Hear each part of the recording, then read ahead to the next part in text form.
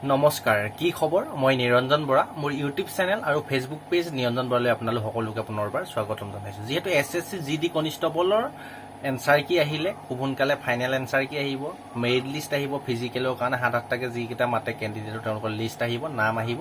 আপোনালোকৰ নাম যদি আহে আপোনালোকে ফিজিকেল দিবলৈ পাব, আৰু নেক্সট আকৌ যদি মেডিকেল দিবলৈ নাম আহে মেডিকেল ডকুমেণ্ট ভেৰিফিকেশ্যন দিবলৈ পাব। যিহেতু মই আগত কাট অফ অলপমান যিসকলে একেবাৰে একো নাজানে তাৰ ওপৰত এক্সপেক্টে অনুমানিক এতিয়া যিহেতু মই বহুত কেইবাৰ দি পাইছোঁ SSC GD constable physical medical document verification তাৰ ওপৰত ভিত্তি কৰি ভিডিঅ' বনাইছিলোঁ। তাতে কিছুমান মহান পুৰুষ যদি যিসকলে জানে, মই ভিডিঅ'টো বাৰম্বাৰ কৈছোঁ, যিসকলে জানে আপোনালোকে মোৰ ভিডিঅ' চাবলৈ কোনো প্ৰয়োজন নাই। মোৰ ভিডিঅ'টো নিজে কৈ নিদিয়েগৈ যে আপুনি ভিডিঅ'টো চাওক। আপোনাৰ তাত যায়, আপুনি যদি ভাল নাপায় ডাইৰেক্ট নট ইণ্টাৰেষ্ট মাৰিব পাৰে। যদি ছাবস্ক্ৰাইব কৰিবলৈ ইচ্ছা নাই তেন্তে আনছাবস্ক্ৰাইব কৰি দিয়ক। ফেচবুকত যদি চাই আছে আনফ্ল' কৰি দিলেও কোনো মতলব নাই। দুই এজন মানুহে ভিডিঅ' নাচালেও মোৰ ভিডিঅ' চলোৱা মানুহ আছে, ভিডিঅ' চলিব। যিসকলে একেবাৰে একো নাজানে তেওঁলোকৰ কাৰণেহে মই ভিডিঅ'টো বনাওঁ। এইটো ভিডিঅ'ত বিশেষকৈ বাৰু সেইখিনি যি হয় হৈ যোনে যি কৈ থওক, মই যিটো মোৰ নিজৰ কাম হিচাপে কৰি আছোঁ মই কৰি থাকিম ৰেগুলাৰ। আপোনালোকৰ যিটো সহায় হৈছে ন, আপোনালোক দুই এজনৰ বেয়া পাব পাৰে, তাতে সহায় হোৱা মানুহো বহুত আছে। সেইকাৰণেহে মই ভিডিঅ' বনাই আছোঁ, আৰু ভিডিঅ' ইউটিউবৰ পৰা মই কিবা এটা পাই আছোঁ বা পাম, সেইকাৰণেহে মই ভিডিঅ' বনাম। এইটো মোৰ নিজৰ কাম ন। আৰু এতিয়া আপোনালোকে বহুতে সুধি আছে, যিকেইজন কমেণ্ট কৰিছে যে আমি হাইট চেষ্টৰ ৰিলেক্সেশ্যনৰ এনেক্সাখন কেনেকৈ বনাবলৈ কি কি ডকুমেণ্টৰ প্ৰয়োজন হ'ব, বা চেণ্ট্ৰেল ফৰ্মেটৰ OBC চাৰ্টিফিকেটটো বনাবলৈ OBC কাষ্টৰ ল'ৰা ছোৱালীসকলক কি কি ডকুমেণ্ট লাগিব।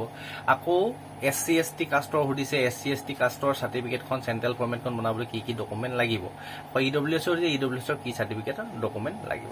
এইটো ভিডিঅ'ত সেই চেণ্ট্ৰেল ফৰ্মেট কেইটা আৰু হাইট আৰু চেষ্ট ৰিলেক্সেশ্যনৰ এনেক্সাৰখন বনাবলৈ ক'ত বনাবগৈ লাগিব, আপোনাক কি কি ডকুমেণ্ট লাগিব, সেইটো বিষয়ত খুব ধুনীয়াকৈ ডিটেইলছত আপোনালোকক আলোচনা কৰি দিম। ভিডিঅ'টো শেষলৈকে চাব, গোটেইখিনি কথা বুজাই দিম। মানে যিসকলে মোৰ আকৌ কৈছোঁ যাৰ প্ৰয়োজন হয় বুলি ভাবে মোৰ ইউটিউব চেনেলটোৰ পৰা, যাতে যাৰ লাভ হয় তেওঁলোকে মোৰ ইউটিউব চেনেলটো ছাবস্ক্ৰাইব কৰি ৰাখিব আৰু ফেচবুক পেজটো ফ'ল' কৰি ৰাখিব। এনেধৰণৰ গুৰুত্বপূৰ্ণ চাকৰি ৰিলেটেড বা SSC ৰিলেটেড হওক বা যিকোনো চাকৰি ৰিলেটেড ভিডিঅ'সমূহ পাই থাকিবৰ বাবে। আৰু তাৰ মাজতে এটা কৈ থৈছোঁ, মোক সুধিছিলে যে তই ফিজিকেল মেডিকেল কেতিয়াবা দি পাইছ জানো। সেইকেইজনক কৈছোঁ, মোৰ ভিডিঅ' চাই ল'বা। যিখিনি আগৰ পৰা চাই আছে তেওঁলোকে কৈছে, মই তোমালোকৰ নিচিনা এনেই আজে বাজে কমেণ্ট কৰিবলৈ ক'তো নাযাওঁ, আৰু কাকো কমেণ্টৰ সিমান ৰিপ্লাইও দিয়া নহয়। দুই এটা ইম্পৰ্টেণ্ট কমেণ্ট যেতিয়া সময় পাওঁ তেতিয়া মই দিওঁ, কিন্তু মই ফিজিকেল দি পাইছোঁ। মোৰ ইনষ্টাত চাবা, সেই টিকটকৰ দিনৰ পৰা মই ভিডিঅ' বনাই থকা মানুহ হয়।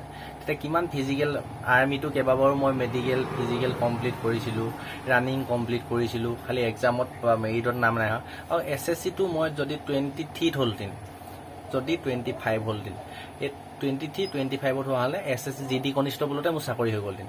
এইটো মই যিটো টি-চাৰ্ট পিন্ধি আছোঁ দেখিছেনে, মোৰ লগৰজনে পাইছে, একেলগে ফিজিকেল দি থকা, একেলগে মেডিকেল দিয়া, একেলগে প্ৰিপেৰেশ্যন কৰা লগৰজনে এইটো দি মোক গিফ্ট দিয়া হয়। মানে তেওঁ দিয়া এইটো স্পৰ্টিং পিন্ধি আছোঁ দেখিছে, এইটো ডাইৰেক্ট পূৰা অৰিজিনেল হয়। এইটো আপোনালোকৰ মই এটা প্ৰমাণ হিচাপে দেখাইছোঁ। মোৰ লগৰ কৰি আছে, মই জানো সেইখিনি, মই নিজেও দি পাইছোঁ। খালি মোৰ নাম্বাৰ কম হোৱা কাৰণেহে 2024ত মোৰ লাষ্ট বয়স আছিলে, সেইকাৰণে ফাইনেল মেৰিট লিষ্টত নাম নাহিল। সেইবাৰ কিমান হাই কাট অফ গ'ল গম পাইছে। যদি 25ত হোৱা হ'লে আজি মই CRPF বা BSFত চাকৰি ট্ৰেইনিং কৰি থাকিলোঁ, আৰু 23ত হোৱা হ'লেও মই BSFত চাকৰি পাই কৰি থাকিলোহেঁতেন। যিসকলে মোক ফিজিকেল মেডিকেল দি পাইছা নাই সুধিছে, খালি কপালত লাগিব ন, কপালত নাই মিলা কাৰণে মই চাকৰিটো মোৰ বৰ্তমানলৈকে হোৱাগৈ নাই। এতিয়া বাৰু সেইবিলাক কথা বাদ দিয়ক। এতিয়া ডকুমেণ্ট কেইটা বনাবলৈ কি কি ডকুমেণ্ট লাগিব মই সেইটো কৈ দিছোঁ। প্ৰথমতে কৈ দিছোঁ, আপুনি SC ST হওক, OBC হওক, EWS হওক, জেনেৰেল হওক, মতলব নাই, এখন চাৰ্টিফিকেট লাগিবই, হাইট আৰু চেষ্ট ৰিলেক্সেশ্যনৰ এনেক্সাৰ।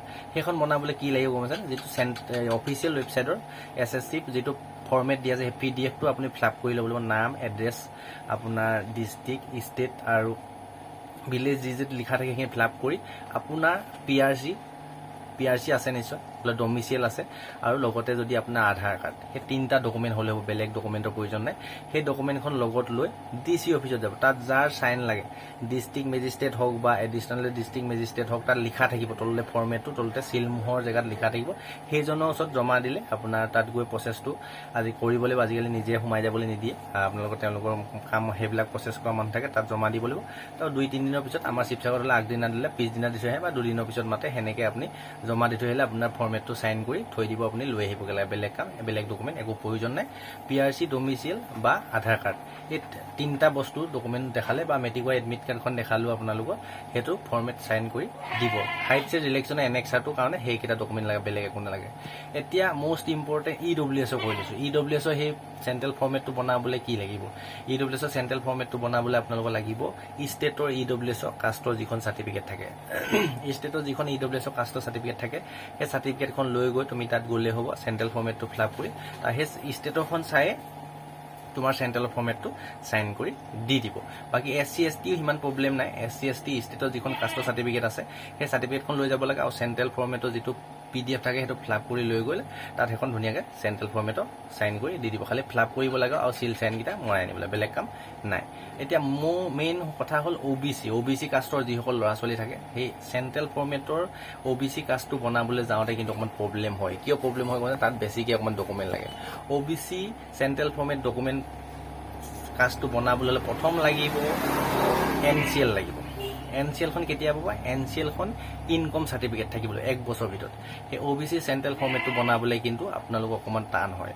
প্ৰথমতে ইনকম উলিয়াব লাগিব ইনকমখন 1 বছৰ ভিতৰত হ'ব লাগিব ডেটটো 1 বছৰ ভিতৰতহে ভ্যালিডিটি থাকে তাৰ ইনকমখন থাকিলে নহব আকৌ NCL সাৰ্টিফিকেটটো থাকিব লাগিব 1 বছৰ ভিতৰত হ'ব লাগিব 1 বছৰ ভিতৰত হলেহে NCL সাৰ্টিফিকেটখন আপোনাৰ সেই OBC আকৌ লগতে ষ্টেটৰ OBC কাষ্ট যিখন সাৰ্টিফিকেট থাকে সেই তিনটা ডকুমেন্ট লৈ তুমি DC অফিসত যাব লাগিব বা আমাৰ DC অফিসত একেলগে যেটো আছে শিৱসাগৰ পোৰ্টত গলে কামখিনি হৈ যায় আপোনালোকৰ তাত তলত লিখা আছে district magistrate additional district magistrate বা সাব ডিভিজন তহসিলদাৰ যাৰ সাইন লাগে সেই সাইনটো কৰাই আনিব লাগিব OBC কাৰণে মই কৈছোৱে প্ৰথমতে ইনকম থাকিব লাগিব ইনকম থাকিলেহে তুমি NCL সাৰ্টিফিকেট পাবা NCL যদি আছে 1 বছৰ ভিতৰতে ইনকমখনৰ প্ৰয়োজন নাই আৰু NCL খন উলিয়াবলৈ কিন্তু ইনকমখন লাগিব ইনকম লাগিব প্ৰথম থাকিব লাগিব 1 বছৰ ভিতৰত তাৰপিছত ইনকম 1 বছৰ ভিতৰত থাকিলেহে NCL সাৰ্টিফিকেটটো পাবা NCL টো 1 বছৰ ভিতৰত থাকিলেহে তুমি OBC চেণ্ট্ৰেল ফৰ্মেটটো পাবা মানে বনাব পাৰিবা এই OBC চেণ্ট্ৰেল ফৰ্মেটটো বনাবলৈ NCL খন লাগিব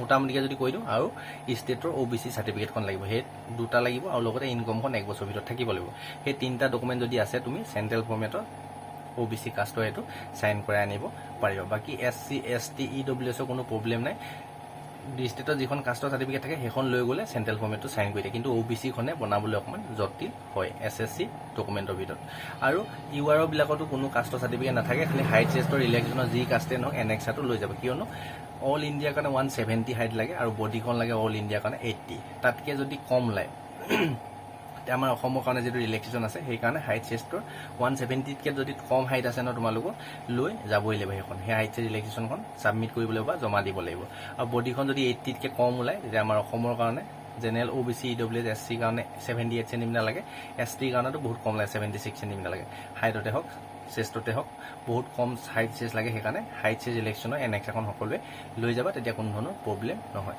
পটাপট ভিডিওটো বনাইছো বেছি লং কৰিলে মই আপলোড দিবলৈ প্ৰবলেম হৈ যায় ডকুমেন্ট কিটা বনাবা কেনেকৈ বনাবা বহুতে সুধি আছিল সেইকাৰণে এটো ভিডিও বনাইলো নেক্সট আৰু SSC কিহৰ ওপৰত ভিডিও লাগে তলত কমেন্ট কৰিবলৈ নাপাহৰিবা আৰু কি বুজি পোৱা নাই তলত কমেন্ট কৰিবা নেক্সট মই ভিডিও আকাৰে লৈ আহিম আৰু SSC কাট অফ হক SSC কিমান ভেকেন্সি আছে ডকুমেন্ট কি প্ৰপাৰ লাগিব এইবিলাক ভিডিও আগত যোৱাকালি এটা দিছো তাৰ আগতে এটা ভিডিও দিছো প্ৰায় বহুতখিনি হাজাৰৰ ওপৰত মানুহে চাইছে সেই ভিডিও কেইটা চাই লবা এতিয়া যদি গম পোৱা নাই অসমৰ কাৰণে কিমান পোষ্ট আছে কিমান কাট অফ যোৱা সম্ভাৱনা আছে এই ভিডিও কেইটা গৈ ধুনীয়াকৈ চাই লবা ডেসক্ৰিপচনতে WhatsApp গ্ৰুপৰ লিংক আছে টেলিগ্ৰাম চেনেলৰ লিংক ইনষ্টা আইডি ফেচবুকৰ লিংক দিয়া আছে মোৰ লগত জড়িত হৈ থাকিব বিচাৰিলে সাবস্ক্ৰাইব ফলো কৰি ৰাখিবা ধন্যবাদ